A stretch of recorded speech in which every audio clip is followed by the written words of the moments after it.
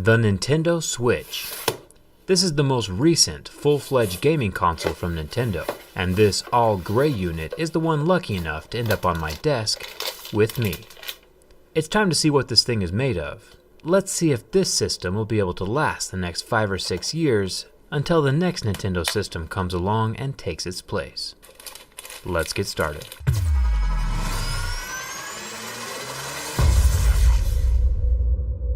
Now, normally I test cell phones, but this device is meant to be portable, which means it's fair game for my durability tests. I think it's better that I test the durability of a device on purpose, so you won't have to find out on accident. I'll tell you what to avoid and what to watch out for. I always start my durability test with a scratch test on the screen. I use a set of Mohs hardness picks that tell me what the screen is made of.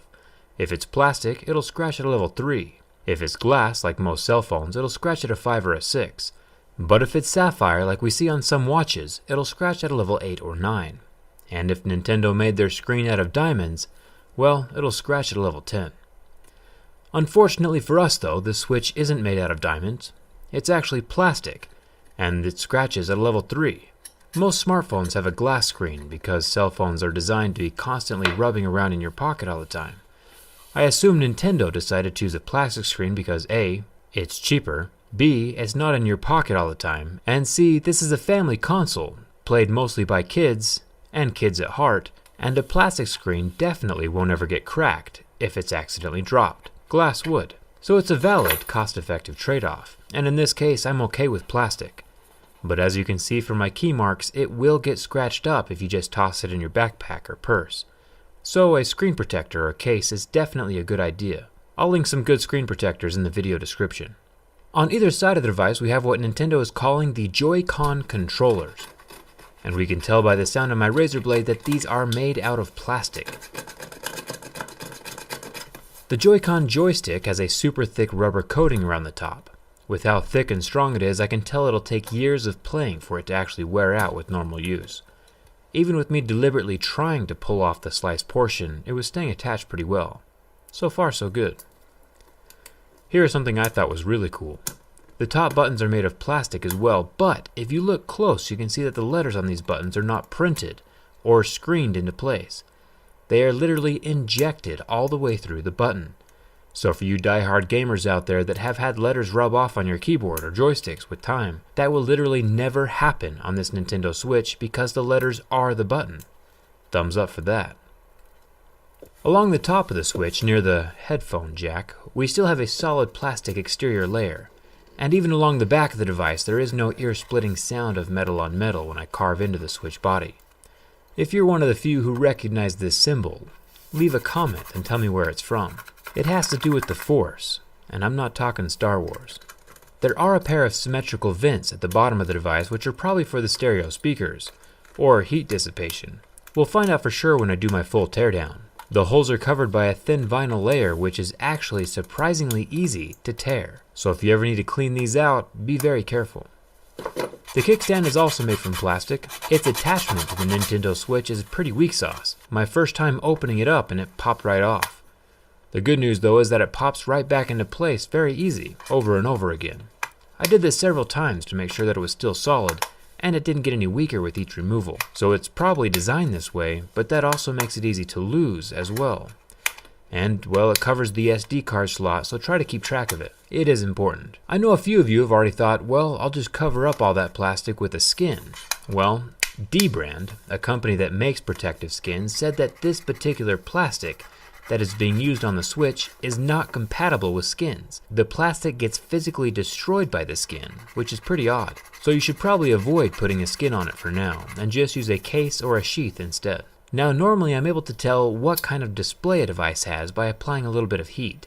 An IPS display turns off, AMOLED burns white, but the thick plastic layer over this 720p Nintendo Switch display is super thick, and it never let the heat reach the actual display. The exterior plastic did reach its melting point after about 15 seconds though. Link wasn't too happy with me. But everything still functions 100% so far.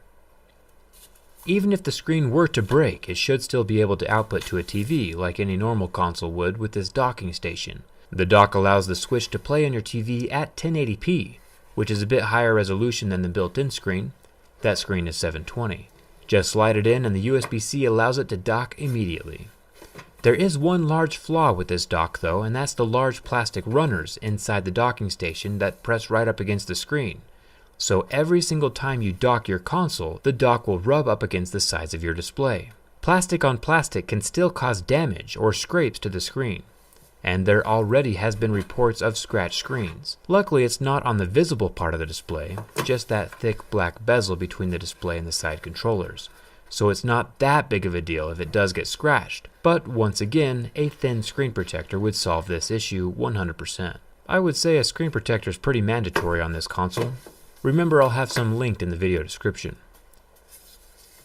As you know, the Switch is pretty modular. You can play with little joystick niblets attached to the screen like you've seen me doing, or you can pull them off and play with them detached. The third way you can use them is to attach them to this little grip.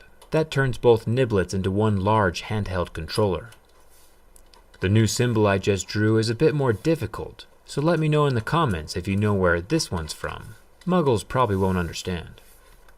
After joining the Joy-Con controllers into the Joy-Con grip, I can give it the initial stress test. A basic flex in all directions reveals that it's pretty darn sturdy for being a bunch of plastic parts stuck together with little thin rails. I don't see any immediate failure points on this controller unless you are intentionally trying to break it. Everything is still totally functional so far. One interesting thing about the controllers is the little LED light built on the inside. When you slide the controller into the grip, it transfers the light upward, shining out of the grip itself. This is done with little tiny mirrors inside of the controller handle. You can see what I mean when I shine the LED flash from my phone into the mirrors. It still transfers the light straight up and out of the grip. Interesting stuff. We saw the same feature in the GoPro 5 when I tore that down. Now the rail on this Joy-Con controller is made out of plastic, which at first I thought was a bad design. But it turns out the plastic Joy-Con rail isn't the failure point. The connecting rail on the console itself is made out of metal, which is rather refreshing when dealing with a console entirely made out of plastic. I do love how securely and satisfyingly these controllers click into place.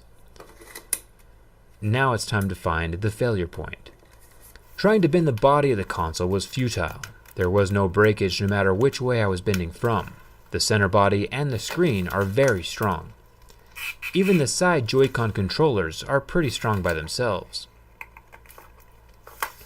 It would be very difficult to break one of these off on accident. But with enough deliberate force, I was able to snap off one side. The interesting part though was that the failure point wasn't the plastic rail or the metal rail. I'll show you what broke in a second. The important thing is that the console is still working completely, which is good, obviously. The part that broke were the 4 screws holding the metal rail into the Switch body. The rail itself is fine, the screws are fine, but the inferior metal holding the screws to the body of the Switch ripped right out. Definitely not what I was expecting to happen. I'm pretty sure that the wire at the bottom of this rail is what charges the Joy-Con, so the side rail definitely is important. Luckily mine is still connected and that wire didn't rip. For the most part, I would classify this portable console as durable. Even though I was able to deliberately break mine, you shouldn't have any issues with yours unless you're dropping it off your house, or someone extremely heavy sits on it. But as long as you get a screen protector for that screen, the rest of the console should survive just fine. I can say the Nintendo Switch is definitely a successful successor to the Wii U. My Twitter followers knew this video was coming before anyone else, so make sure you follow me on Twitter and Instagram to stay up to date on my future projects. Thanks for watching, I'll see you around.